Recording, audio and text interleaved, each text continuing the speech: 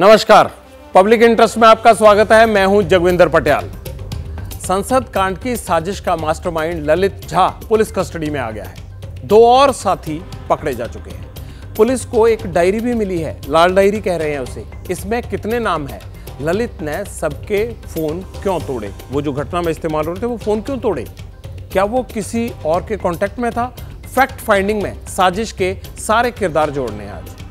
दिल्ली में सैकड़ों बुजुर्ग आज सड़क पर आ गए।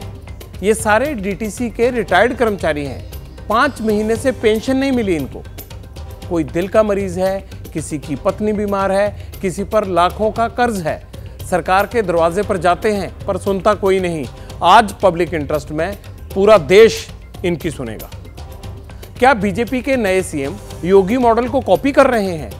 मध्य प्रदेश की मोहन यादव सरकार ने ऐसे ही फैसले लिए हैं जो ये बताते हैं कि लाउडस्पीकर उतरवाना है, बुलडोजर चलवाना है, मां संडे की दुकान उसे बंद करवाना है। क्या पॉपुलैरिटी पाने के लिए, सत्ता में बने रहने के लिए योगी मॉडल ही हिट है? आज बात आपके दिल की भी करेंगे। वेलकम टू जंगल फिल्म की शूटिंग के दौरान कुछ ऐसा ही हुआ। एक्टर श्रेयस तलपड़े को हार्ट अटैक आ गया। हार्ट अटैक के बाद एंजियोप्लास्टी से उनकी जान बची। कोरोना के बाद दिल कितना कमजोर हो गया और आपने इससे कैसे बचना है, आज एक्सक्लूसिव में इसी पर चर्चा करेंगे।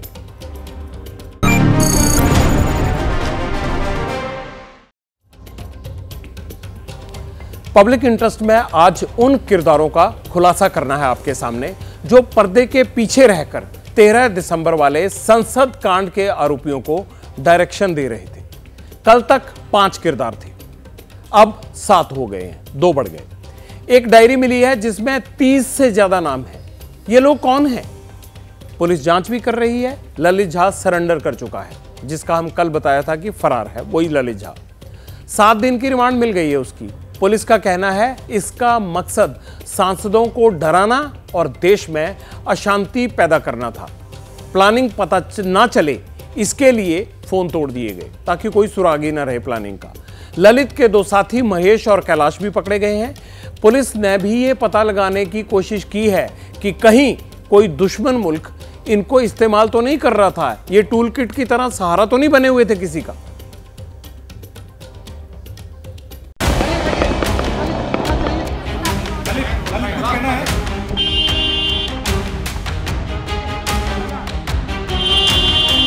आज तक आपसे सवाल पूछ रहा है, कुछ बोलना चाहेंगे आप?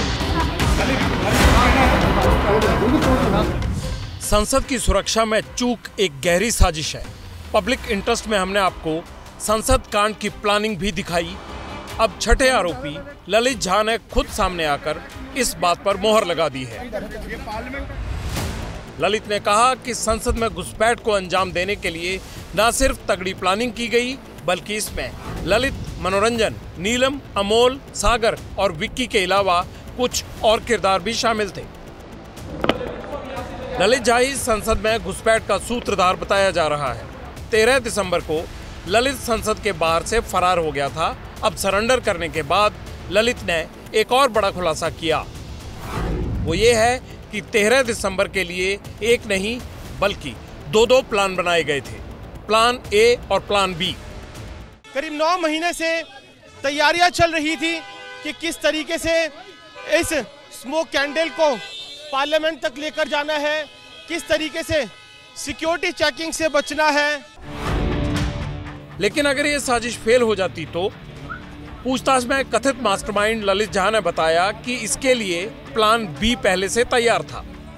इसके लिए 2 और मोहरे तैयार किए गए थे, महेश और कैलाश।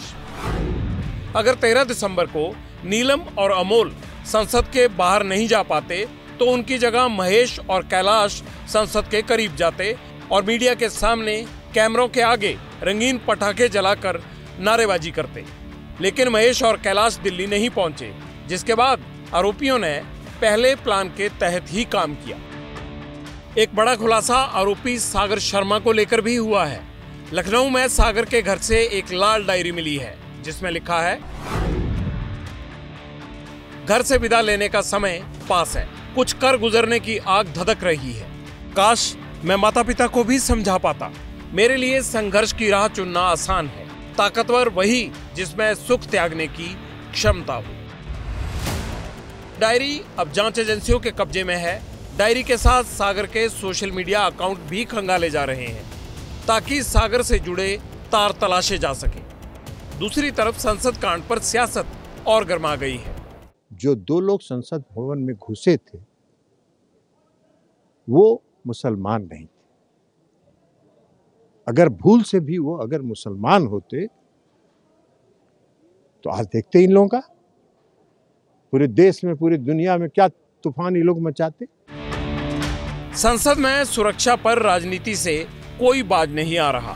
संसद के अंदर हंगामा हो रहा है, बाहर सत्ता पक्ष और विपक्ष की तीरंदाजी भी चालू है, जबकि असल मामला ये है कि संसद की सुरक्षा पुख्ता कैसे हो।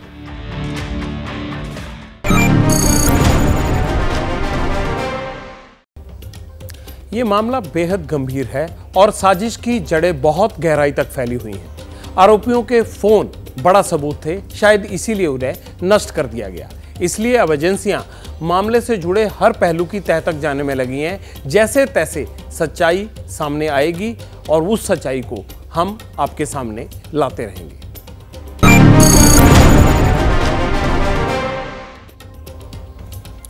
पब्लिक इंटरेस्ट में बात चाहे देश की सुरक्षा की हो या फिर आपकी आर्थिक सुरक्षा की, हमारा वादा है कोई खबर नहीं छूटेगी।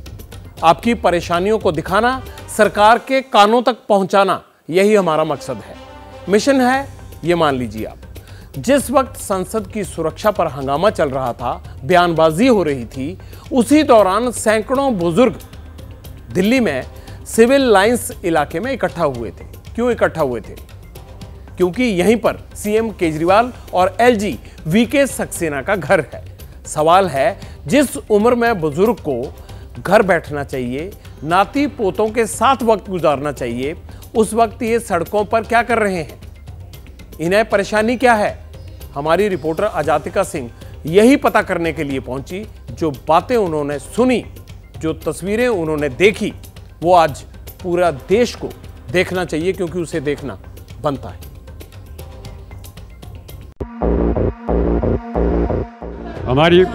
हमारे को रुआ रखा, तुम्हारी आंटी भी जो ना बीमार पड़ी है, वो पैसे भीख मांग के लाते उधारे। आप दसो से आप दसो।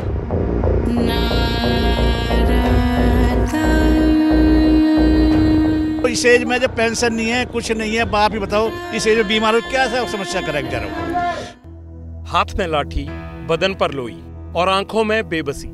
79 साल के दिलेर सिंह दिल्ली ट्रांसपोर्ट कॉरपोरेशन यानी डीटीसी के रिटायर्ड कर्मचारी हैं। हरियाणा के सोनीपत के रहने वाले हैं। ठीक से चल भी नहीं पाते, मगर कड़कड़ाती ठंड में सुबह उठकर दिल्ली आए, केजरीवाल के घर के बाहर। उम्मीद थी आज मसला सुलझ जाएगा, लेकिन कोई मिलने नहीं आया, किसी ने पूछा तक नहीं। जानते हैं ये मांग क्या रहे हैं? अपने हक का पैसा, गाड़ी कमाई वाली पेंशन। साल गुजरने को आया, लेकिन अगस्त से अटकी हुई है। 5 महीना चल रहा है और बुढ़ापे में भीख मांगनी पड़ रही है। एक तेरी आंटी के लिए और अपने लिए 25,000 रुपये सर करके 2 रुपये सगड़े लाया हूँ। उम्र 79 है। ऐसा सीएम हमने देखा था दिल्ली के अंदर। जो सीएम ये है, हमारे को रुआ रखा। तुम्हारी आंटी भी जो ना बीमार पड़ी है, वो पैसे भीख मांग के लाता हूँ उधारे। आप दसो से आप दसो, इतना बुरा हाल कर रखा। मेरा नाम दिल्ली सिंह है बेटी, बहुत परेशान हो गए बेटी, बहुत। अब इनसे मिलिए। रणधीर सिंह है, दिल्ली के बॉर्डर कुतुबगढ़ से आए हैं। ठीक से चल नहीं पाते, पैरालिसिस हो गया। 150 दिन होने वाले हैं, पेंशन नहीं आई। सोचकर देखिए बुजुर्ग पर क्या बीत रही होगी। पैसे की वजह से हम जान देने को, मरने को तैयार हो रहे हैं। ऐसा बुरा हाल मैंने कभी नहीं देखा था। 2 मियाँ बीबी के लिए पैसा नहीं है, पैसा उधार मांग मांग का कर्जा शेर होगा। 2-3 लाख रुपए शेर हो गए मेरे कोई पैसा नहीं है मेरे पास, ना पेंशन मिलती। पेंशन अगर ठीक टाइम से मिल जाए तो कोई दिक्कत नहीं है। धरना प्रदर्शन में आए राजवीर का पूरा जीवन स्टीयरिंग पर बीत गया। डीटीसी को अपनी आंखों के सामने बढ़ता देखा। इंटरस्टेट वाली ड्यूटी की, कई बार सुबह 3-4 बजे निकल जाते थे, लेकिन उफ तक नहीं की, क्योंकि भरोसा था कि रिटायर होने के बाद पेंशन का पैसा मिलेगा। पिछले महीने मेरे को अटैक पड़ गया था और 2 लाख रुपए मैंने कर्जा लिया, और हमारे लिए क्या है ना, केजरीवाल ने हमारे ये मेडिकल कार्ड है ये सब जमा करा लिए। हमारे पास क्या है, बूढ़े आदमी हो गए सेवा करते करते, अब नू बताओ हमारी पेंशन क्यों रोकी गई है। केजरीवाल जी, विनय सक्सेना साहब, आज आप सुनेंगे और ये बुजुर्ग बोलेंगे। हो सकता है आपके पास टाइप ना हो, बड़े आदमी हैं, लेकिन ये वो रिटायर्ड सरकारी कर्मचारी हैं जिन्होंने अपना पूरा जीवन दिल्ली वालों की सेवा में खपा दिया। करीब 5 महीने से 21,000 लोगों की पेंशन रुक गई। 6,000 महिलाओं को विधवा पेंशन नहीं मिली। कोई कंडक्टर था, कोई ड्राइवर, कोई कड़ी धूप में बसों की चेकिंग करने वाला ट्रांसपोर्ट इंस्पेक्टर, किसी ने वर्कशॉप में काम किया तो कोई फोरमैन था। आज चेहरे पर झुर्रियां हैं, आंखों से दिखता नहीं। कोई मोतियाबिंद का ऑपरेशन करवाने के लिए पैसा मांग रहा है, तो किसी के दिल का वाल्व बदला है, और वो भी कर्ज के पैसे से। गली से निकलते गुजरते लोग पैसा मांगते हैं, मगर पेंशन तो रुकी हुई है। क्या करें, कैसे जिए? मैं बीमार, मेरी मिसेज बीमार, दवाइयाँ के लिए पैसे कहाँ से लाएं? पड़ोसी कब तक देंगे? खाने के लिए भी पैसे नहीं है। किराया मेरे भाई साहब मदद कर रहे हैं, हम 5 भाई हैं, थोड़ा 500 भाई मिला के मदद कर रहे हैं। हालत बहुत ख़राब कर रखी है। बच्चे बीमार रहते हैं, उनकी देखभाल के लिए पैसे की जरूरत पड़ती है, तो हम एक दूसरे मांग के देते, यानी कर्जा कर रहे हैं अपने ऊपर। तो ये कैसे चलेगा? 5 महीने हो गई अब, और बच्चों के जो फीस के लिए रुके हुए हैं उन बच्चों के नाम कट रहे हैं। बच्चों की सुविधा कोई नहीं दे रहे। हम हमारा कर्मचारी बुजुर्ग हो रहा है, इनके चलने फिरने की जगह वो नहीं है, मतलब उम्र नहीं है, तो ये गवर्नमेंट जो है हमारे को गुमराह कर रही है। अभी मेरे को पीछे हार्ट अटैक हुआ और 2 वाल्व रिप्लेसमेंट हुए हैं मेरे, और अब ये 4 महीने से पेंशन नहीं मिल रही है। 5वां महीना चल रहा है। मेडिकल के नाम को पेंशन के अंदर 500 रुपये दिए जाते थे। अब एक बार डॉक्टर को चेकअप कराने जाए तो 1300 रुपये फीस है डॉक्टर की, और ये 500 रुपये एक महीने की 500 रुपये देते हैं, वो भी पेंशन में रुके हुए हैं। हमारे को वो भी नहीं मिल रहे हैं। बुरा हाल हुआ पड़ा है। कई बेचारी विडो हैं, अगर कोई बीमार होता है, घर में राशन नहीं है खाने के लिए, राशन कहाँ से डलवाएं? मकान किराए का मकान है, मकान का किराया कहाँ से दें? मकान मालिक 1 महीना पेंडिंग होने पे घर से बाहर निकलने की धमकी देता है। राशन वाले का राशन लेके आए, वो धमकी देता है जी अब 4 महीने हो गए अभी तक एक पैसा नहीं दिया।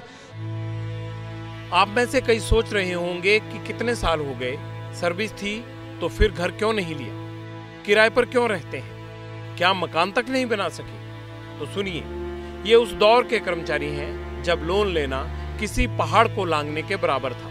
तब आसानी से बैंक पैसा नहीं देते थे। घर में 3-4 बच्चे, सबको पढ़ाना, कॉलेज भेजना, शादी करना, ये सब कैसे होता? पीएफ के पैसे से, क्योंकि कोई दूसरा विकल्प था ही नहीं। 2-2 रुपए बचाकर बच्चे बढ़ेगी। कई तो ऐसे हैं जिनके बच्चों के बच्चे उन पर अभी तक आश्रित हैं। सीनियर क्लर्क पद से रिटायर हुई सरोज की कहानी सुनेंगे तो कलेजा फट जाएगा। हम बीमार भी रहते हैं, बच्चे किसी को पूछते तक नहीं है। हम अपनी इधर उधर से मांगते हैं तो बार बार कोई देता भी नहीं है। केजरीवाल वैसे कहता है मैं दिल्ली का बेटा हूँ, बेटा नहीं है वो, कुछ भी नहीं है, जो बुजुर्गों का ध्यान नहीं रख रहा। मेरे ऊपर जी 8 सदस्यों की है, मेरे को पोते पोतियों का सबका ध्यान रखना पड़ता है, साथ में अपने सास ससुर का भी रखना पड़ता है। हाथ तो फैलाते नहीं है, लेकिन किसी से अपने अगड़ पड़ोस से लेके अपना काम चला रहे हैं। वो भी कह रहे हैं भाई दो, कब दोगे? तुम्हें 4-4 महीने हो गए, 5-5 महीने हो गए, अब हमारा पैसा दो। हमें शर्मिंदगी उठानी पड़ती है अपने परिवार में। किसी को शौक नहीं है अपना भरा पूरा परिवार छोड़कर ठंड के दिनों में सड़क पर इकट्ठा हो। विडंबना देखिए, जो हाथ आशीर्वाद देने के लिए उठते हैं, जीते रहो, फूलो फलो कहते हैं, आज वही तख्ती लेकर नारे लगा रहे हैं। सरकार के तलरे मिन्नत करने के लिए मजबूर हैं। सुनिए मंत्री जी, मुख्यमंत्री जी, एलजी साहब, इनकी बात सुनिए। आपसे उधार नहीं मांग रहे हैं, ये अपना हक ही तो चाहते हैं। पेंशन न मिलने से दर्द की कहानियां और भी हैं। 5वां महीना लग गया हमारे को। मैं बीमार, मेरी मिसेज बीमार, खाने के लिए भी पैसे नहीं है। महीने मेरे को अटैक पड़ गया था और 2 लाख रुपए मैंने कर्जा लिया, और हमारे लिए क्या है ना, केजरीवाल ने हमारे ये मेडिकल कार्ड है, ये सब जमा करा लिए। मैं हार्ट का पेशेंट हूँ, मेरी दोनों आंखें बनी हुई हैं, हड्डियाँ काम नहीं कर रही हैं, घर वाले बच्चे पूछ नहीं रहे हैं। बताइए ऐसे माहौल में क्या करें? पैसा हमारे पास नहीं है इलाज के लिए कि अपना इलाज करा सकें। कुल 500 रुपये मिलते हैं ओनली। अब बताओ इस एज में जब पेंशन नहीं है, कुछ नहीं है, बाप ही बताओ इस एज में बीमार हो क्या समस्या करे बेचारा। सरकार से प्रार्थना है कि हमें सड़कों पे उतरने के लिए मजबूर ना करके सीनियर सिटीजन का जो सम्मान है वो भी हमें दिया जाए, और पेंशन के रूप में ही ये हमें सम्मान मिल सकता है, जो कि हमारा हक है, जिसके लिए हम आज यहाँ सड़कों पर उतरे हुए हैं। है जवाब आपके पास? सीएम साहब आप ही कहते थे दिल्ली मेरा परिवार है, मैं आपका बेटा, तो बेटे के होते हुए बड़े बुजुर्ग सड़क पर क्यों रहे? क्या अच्छा लगता है? कब तक ऐसा चलेगा? कब तक आवाज लगाएंगे? 2 बार बोलते हैं, तीसरी बार शरीर साथ नहीं देता, सांस चढ़ने लगती है, माइक दूसरे को थमाना पड़ता है। केजरीवाल जी, हो सकता है आपको याद ना हो, लेकिन आप ही ने कहा था बुजुर्ग पेंशनधारियों की सारी समस्या खत्म कर देंगे। नवंबर महीने में वादा भी किया था, याद है ना? नहीं? फिर सुन लीजिए। मैं आप सभी बुजुर्गों को आपके बेटे के समान हूं। मैं आप सभी बुजुर्गों को मैं भरोसा, चिट्ठी की जरूरत ही नहीं है जी, मैं हूं ना, मेरे पे भरोसा रखो, चिट्ठी की जरूरत नहीं है। आपकी पुरानी सारी 3 महीने की पेंशन बकाया है ना, ये 3 महीने की भी मिल जाएगी, आगे से टाइम पे दिलवाया करेंगे। दुख और भी है, तकलीफ इतनी है कि गिनते गिनाते दिन कम पड़ जाएगा, लेकिन इतना सुनने के बाद शायद आपको समझ आ जाएगा कि पानी अब सिर के ऊपर आ चुका है, नौबत जीने मरने की। किसी का घर केवल पेंशन से चल पा रहा है तो किसी की दवाइयाँ रुक गई हैं। ऐसे में परेशानी में डूबे ये तमाम बुजुर्ग आपको दिल्ली की सड़क पर प्रदर्शन करते हुए दिखाई देंगे। ये वो उम्र जिसमें आराम करने के लिए पेंशन दी जाती है, जब लोगों के पास या कहें पूर्व कर्मचारियों के पास आय का कोई नियमित स्रोत नहीं होता, तो पेंशन की योजना द्वारा वृद्धावस्था के दौरान वित्तीय सुरक्षा दी जाती है। लेकिन आखिर कहाँ है वो वित्तीय सुरक्षा? सभी के मन में ये सवाल उठ रहा है। ये सवाल, ये परेशान आंखें लगातार पूछ रही हैं कि आखिर उनकी पेंशन कब रिलीज की जाएगी। रिटायर्ड कर्मचारियों की हर महीने पेंशन आए, बुजुर्गों का मुफ्त इलाज हो, इसमें ज्यादा क्या मांग लिया? सवाल है पेंशन आखिर रिलीज क्यों नहीं होती? दिक्कत है कहां पर? 52 साल पहले डीटीसी की स्थापना हुई थी। 1996 में दिल्ली सरकार को इसका कंट्रोल मिल गया। इन बसों में रोजाना 33 लाख मुसाफिर यात्रा करते हैं। 23 क्लस्टर बस डिपो और 40 डीटीसी की बस डिपो हैं। आखिर में जो सरकार के कॉन्ट्रैक्ट के तमाम कर्मचारी हैं, इनको मिलाकर ये 31,000 के करीब कर्मचारी मरते हैं हर साल। ये तकरीबन पर किलोमीटर के हिसाब से 116 रुपए का खर्च आता है इस पर बसों को चलाने में। कमाई इतनी है नहीं। सीएनजी के दाम लगातार बढ़े और पुरानी बसों का मेंटेनेंस भी महंगा हो गया। नवंबर 2009 के बाद डीटीसी ने किराया नहीं बढ़ाया। लगातार वित्तीय संकट के चलते घाटा बढ़ता गया। बीते 2 साल में 5,280 करोड़ रुपए का नुकसान हुआ है। एक जो ये मुफ्तखोरी वाली बात है, वो भी यहाँ एक वजह बनती है। 6 साल तक डीटीसी को नई बसें नहीं मिली। 2020 में 1000 लो फ्लोर बसें खरीदी गई। उन पर 12,000 कर्मचारियों को भी पेंशन मिलती है, जो पेंशन स्कीम 1992 में कवर होते हैं। लिहाजा इसके आर्थिक बोझ और बढ़ गया, यानी खर्च बढ़ते उतनी कमाई हुई नहीं और खर्च ज्यादा बढ़ते गए। बहरहाल ये सिस्टम तो तकरीबन हर स्टेट की सरकारी बसों में है, ऐसा ही हाल है ज्यादातर। नुकसान वहां भी हो रहा है, लेकिन दिल्ली की समस्या अलग है, क्योंकि फाइल अप्रूवल के लिए एलजी के पास जाती है और यहीं दिल्ली सरकार को अपना पिंड छुड़ाने का मौका मिल जाता है। भारतीय जनता पार्टी की एक ही नीति है, आप हर एक वेलफेयर के डिपार्टमेंट का पैसा रोक लें। पैसा रुक जाएगा तो सब काम रुक जाएंगे। बहुत ही घटिया स्तर की राजनीति इस वक्त भारतीय जनता पार्टी कर रही है कि पैसा सरकार का रोक दो। हालांकि दिल्ली के लोग टैक्स दे रहे हैं, सरकार के खजाने में पैसा है, मगर सरकार के खजाने से ही सरकार के विभागों को पैसा नहीं दिया जा रहा। वित्त सचिव जो हैं, मुझे लगता है कि अपने भारतीय जनता पार्टी के आकाओं के कहने पे ये काम कर रहे हैं। दिल्ली सरकार में पैसे की कमी नहीं है, डीटीसी में चूंकि उस हेड के अंदर वो पैसा नहीं भेजा, सैंक्शन नहीं किया फाइनेंस डिपार्टमेंट ने, उसकी वजह से ये पूरी प्रॉब्लम हो रही है। एमसीडी के इलेक्शन से पहले तक बिल्कुल टाइम पे, और अब मैं गारंटी लेता हूँ कि आपने भी कभी ये इशू सुना नहीं होगा। आई एम होपफुल अगर और कोई इसमें इफ एंड बट ना लगा दें, तो आई एम वेरी होपफुल कि सीएम साहब ने भी ये वादा किया है अलग अलग मीटिंग में। दिल्ली सरकार और एलजी के बीच तकरार कोई नई बात नहीं है, लेकिन जब श्रेय लेने की बारी आती है तो दोनों साथ दिखते हैं। कल ही 500 नई इलेक्ट्रिक बसों को हरी झंडी दिखाई गई। एलजी विनय सक्सेना और मुख्यमंत्री अरविंद केजरीवाल दोनों वहां मौजूद थे। जब नई बसों के लिए पैसा है, इनमें फाइलों पर साइन हो सकते हैं, तो पेंशन के मसले पर क्यों नहीं हो सकते? वोट तो बुजुर्ग भी देते हैं नहीं देते हैं। हमें तो इनका वोट चाहिए नहीं, हमें तो नहीं चाहिए ना, इसकी हमें कोई ज़रूरत नहीं है। लेकिन पब्लिक इंटरेस्ट में इन बुजुर्गों की सुध लेना हमारा फर्ज है और हमारी जिम्मेदारी भी है। एक बात कहनी है सीएम साहब से, एलजी साहब से और उन तमाम अफसरों से, नौकरशाहों से जिनके पास इनकी पेंशन का केस फंसा हुआ है। अगर इन बुजुर्गों में से कोई आपका अपना होता तो आप क्या करते? वही कीजिए जो आप अपनों के लिए करते। इन बुजुर्गों का बुरा वक्त भी खत्म हो जाएगा और इनके दिल से निकली दुआएं जीवन में आपके काम भी आएंगी।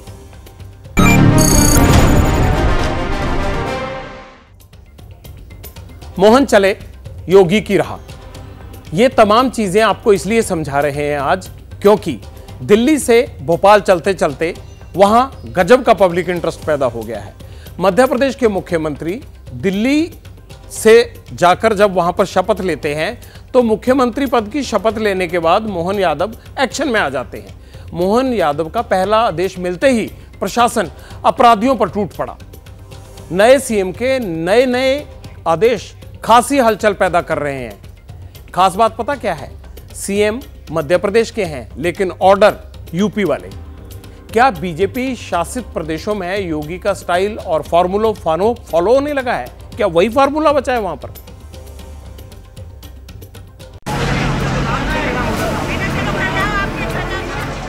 ये मध्य प्रदेश के भोपाल की जनता कॉलोनी है। यहां सरकारी बुलडोजर पहुंचा तो मजमा लग गया, अफरा तफरी मच गई। पीले पंजे को देखकर लोगों की भीड़ इकट्ठा होने लगी, कानाफूसी होने लगी कि आखिर होने क्या वाला है। लेकिन जब तक लोग माजरा समझ पाते, पीले पंजे ने एक घर पर पहला प्रहार किया।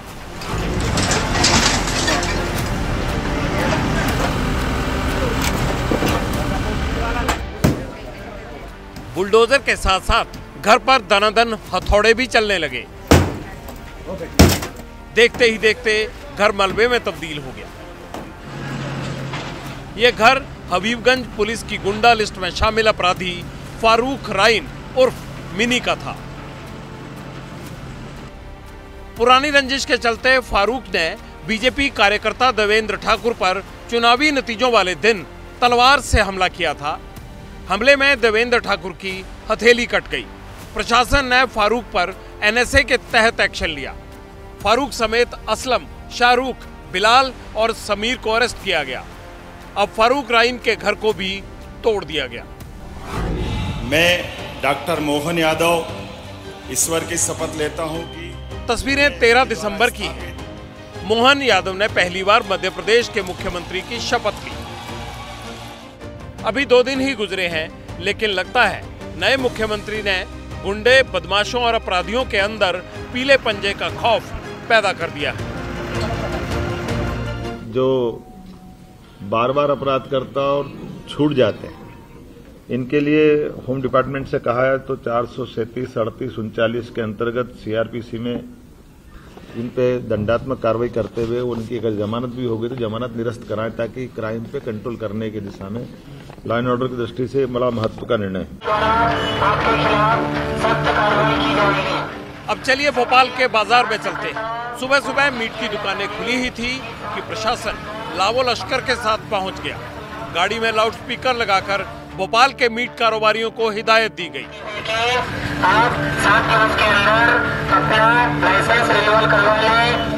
मीट के कारोबारी कुछ समझ पाते उससे पहले ही उज्जैन में सीएम मोहन यादव का बुलडोजर पहुंचा और देवास रोड पर एक एक कर मीट की दुकानों को ध्वस्त कर दिया।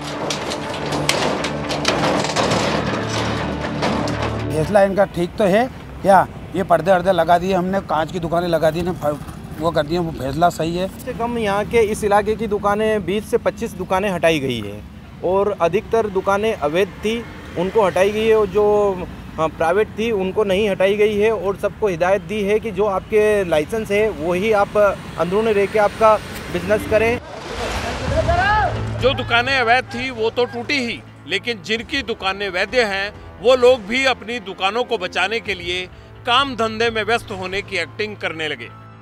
उनकी जुबान पर एक ही नाम था और वो था नए सीएम मोहन यादव का। उनकी तारीफ के पुल बांधने लगे।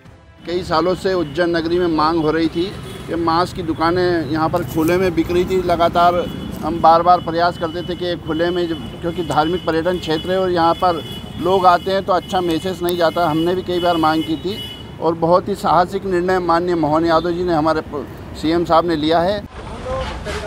प्रशासन ने साफ कर दिया है कि जो लोग नियमों का पालन नहीं करेंगे उनके खिलाफ सख्त कार्रवाई की जाएगी। 4 घंटे पहले इन्हें सूचना की है कि आप सभी यहाँ से खुले में जो भी मांस और मछली बेच रहे हैं वो हटा लें, और नहीं हटाए जाने पर हमने यहाँ पे कार्रवाई शुरू की है, जिसमें कि इनके जो भी पिंजरे वगैरह जब्ती करने की कार्रवाई है, सामान जब्त करना और यहाँ पे इनकी दुकानें हटाना। जोन में अभी ये 15 दिवस की कार्रवाई, प्रभावी कार्रवाई करने के निर्देश शासन से प्राप्त है। मुख्यमंत्री मोहन यादव ने पहली ही बैठक में अधिकारियों को अवैध मीट की दुकानें हटाने के साथ साथ धार्मिक स्थलों में अवैध लाउडस्पीकर हटाने का भी आदेश दिया है। आदेश का असर हो रहा है, जगह जगह से लाउडस्पीकर हटाए भी जाने लगे हैं।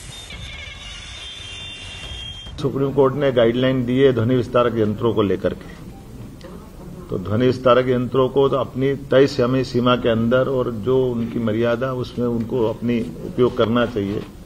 हमने कहा कि धार्मिक स्थल पे अगर कोई इस सीमा का उल्लंघन करेगा तो उसके लिए कार्रवाई करेंगे। अपराधियों के घरों को बुलडोजर से ध्वस्त करना, मीट की अवैध दुकानें हटाना या फिर धार्मिक स्थलों से लाउडस्पीकर का गला दबाना। एमपी के नए सीएम मोहन यादव क्या यूपी के सीएम योगी आदित्यनाथ के मॉडल को फॉलो कर रहे हैं?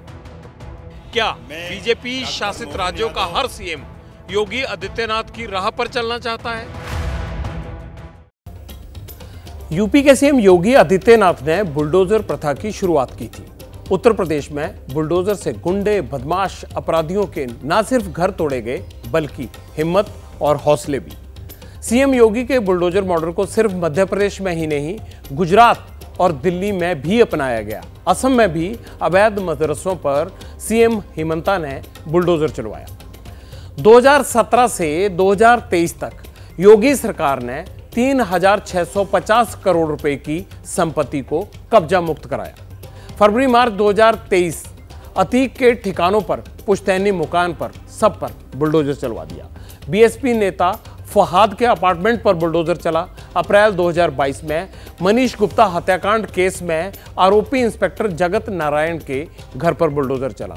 जून 2022 में सहारनपुर और कानपुर में हिंसा के मुख्य आरोपियों पर, उनकी बिल्डिंगों पर, सब जगह बुलडोजर चला। प्रयागराज हिंसा के आरोपी जावेद पंप के घर पर बुलडोजर एक्शन हुआ। ये सब कार्रवाइयां यूपी की हैं। अप्रैल 2022 में अपराधी अब्दुल रज्जाक के अवैध कब्जे पर भी बुलडोजर का एक्शन देखने को मिला। सिवनी में हत्या के आरोपी के घर को भी बुलडोजर से ढहा दिया गया। मार्च 2022 में गैंगरेप के आरोपी शादाब उस्मानी का घर जमींदोज किया गया। नाबालिग से रेप के आरोपी महंत सीताराम का मकान भी ध्वस्त किया गया। विकास के नाम पर पूरी तरह से नाकाम हो गई है भारतीय जनता पार्टी।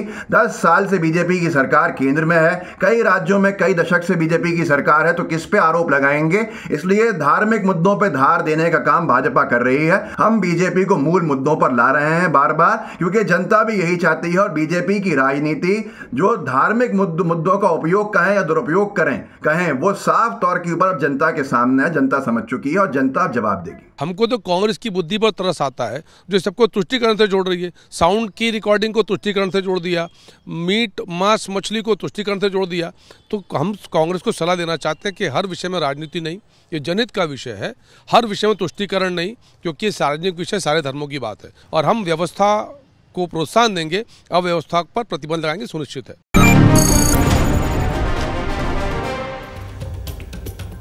कहा जाता है कायदे में रहोगे तो फायदे में रहोगे। ये बात हर अपराधी को अपने दिमाग में छाप लेनी चाहिए और अपराध करने से पहले ये जरूर सोचना चाहिए कि वो जो करने जा रहा है उससे उसके परिवार पर क्या असर पड़ेगा, उसके अपराध करने के इलाके से उसके एरिया के कितने लोग मुसीबत में फंस जाएंगे, घर तक ध्वस्त कर दिया जाएगा। इसीलिए पब्लिक इंटरेस्ट में हमारी सलाह है, क्राइम से बचें।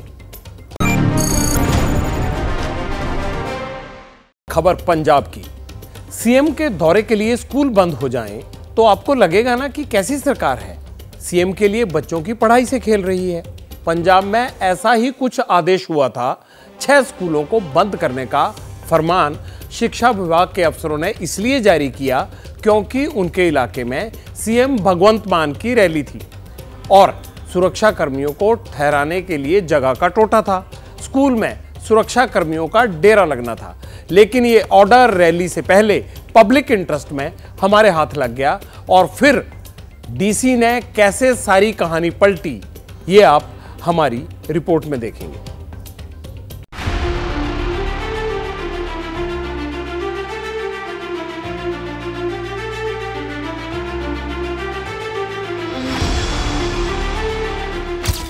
ये बठिंडा के सरकारी स्कूल में पढ़ने वाले अरमान कुमार हैं।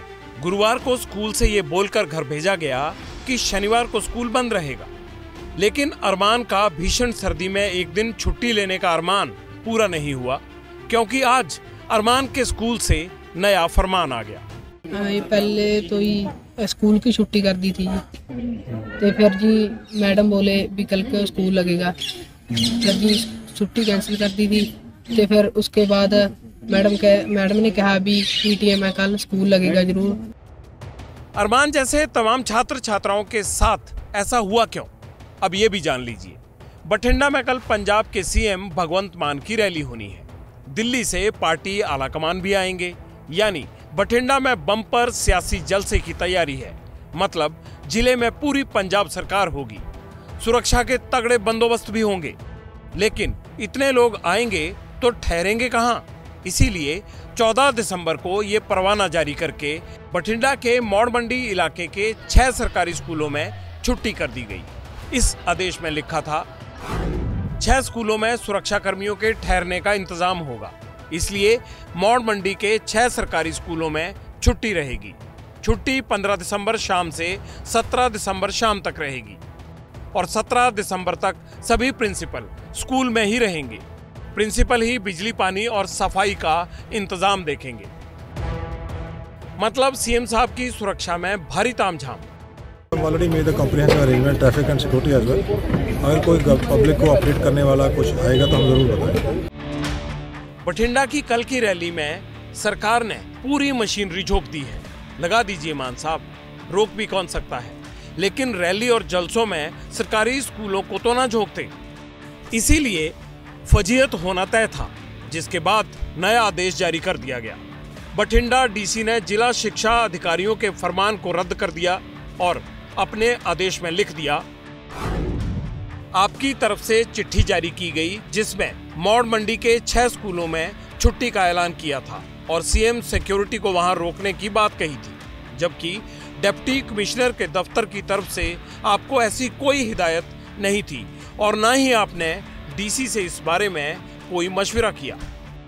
16 तारीख जो जड़ा है स्टेट पीटीएम दा पूरे पंजाब ਵਿੱਚ ਹੋਣਾ ਹੈ ਕਿ ਆਪਾਂ ਬਿਲਕੁਲ ਕਲੀਅਰ ਸੀਗੇ ਕਿ ਆਪਾਂ ਸਕੂਲਸ ਨੂੰ ਯੂਜ਼ ਨਹੀਂ ਕਰਨਾ ਹੈ, ਜੋ ਪੀਟੀਐਮ ਹੈ ਤੇ ਆਪਾਂ ਯੂਜ਼ ਨਹੀਂ ਕਰਨਾ ਹੈ। ਤੇ ਮੈਂ ਉਹਨਾਂ ਨੂੰ ਆਦੇਸ਼ ਦਿੱਤਾ ਸੀਗਾ ਕਿ ਇੱਥੇ ਜਿੱਥੇ ਵੀ ਸਾਨੂੰ ਕੋਈ ਹਾਲ, ਕੋਈ ਧਰਮਸ਼ਾਲਾ ਜਾਂ ਕੋਈ ਪੈਲੇਸ ਮਿਲਦਾ ਹੈ ਤੁਸੀਂ ਉਹ बुक करा लियो तो उत्थे इंतजाम आसान हो जाता है। यानी कल बठिंडा के 6 स्कूल खुले रहेंगे। स्कूलों की तरफ से भी बच्चों के घर वालों को अपडेट भेज दिया गया है। पहले हमें लेटर आया था, उसके बिहाफ पे हमने बच्चों को छुट्टी करने का किया था, पर जैसे ही हमें अपडेट हुआ अभी एक नया विभाग से लेटर जारी हुआ है, उसके आधार पे हम कोई छुट्टी नहीं कर रहे। पहले आया था, पता नहीं वो किस हिसाब से आया था, कोई अनऑफिशियल आया है, कैसे आया है हमको इस बात की जानकारी नहीं है।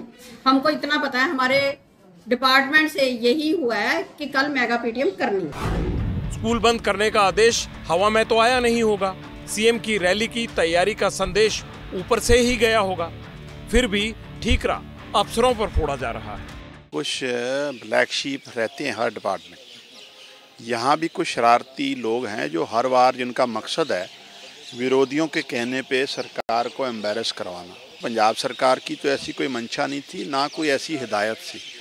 ये डिस्ट्रिक्ट लेवल पे जो एजुकेशन अफसर थे उन्होंने शरारत की और पंजाब सरकार ने इमीडिएटली उसका नोटिस लिया और उनके खिलाफ कार्रवाई भी की। लेकिन सियासत के लिए शिक्षा व्यवस्था से खिलवाड़ पर मान सरकार को विरोधियों ने घेर लिया है। सरकार कोई फैसला कर लेती है, फिर वो मीडिया में आ जाता है, उससे बदनामी होती है, फिर इमीडिएटली किसी गरीब के ऊपर एक्शन हो जाता है। डेफिनेटली उसको सरकार में से किसी ने बताया होगा कि वहाँ सिक्योरिटी सीएम साहब की ठहरेगी। एडमिनिस्ट्रेशन से किसका हुक्म गया, उसको ऊपर किसने बोला, वो बताएं, सच्चाई बताओ ना।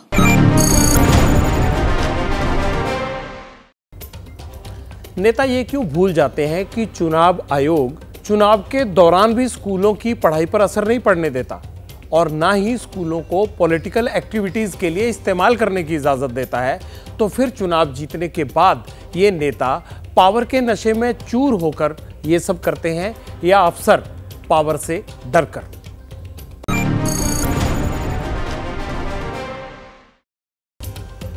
पब्लिक इंटरेस्ट की खबर का बड़ा असर हुआ है। गाजियाबाद के उत्तम स्कूल फॉर गर्ल्स की उन बच्चियों को इंसाफ मिल गया है जिनकी खबर हमने आपको दिखाई थी।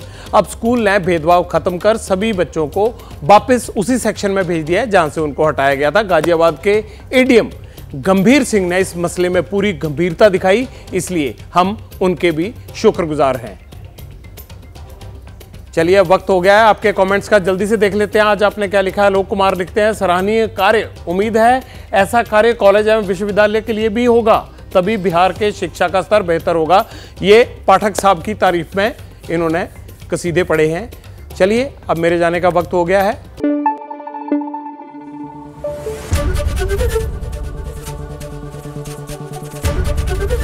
एबीपी न्यूज आपको रखे आगे।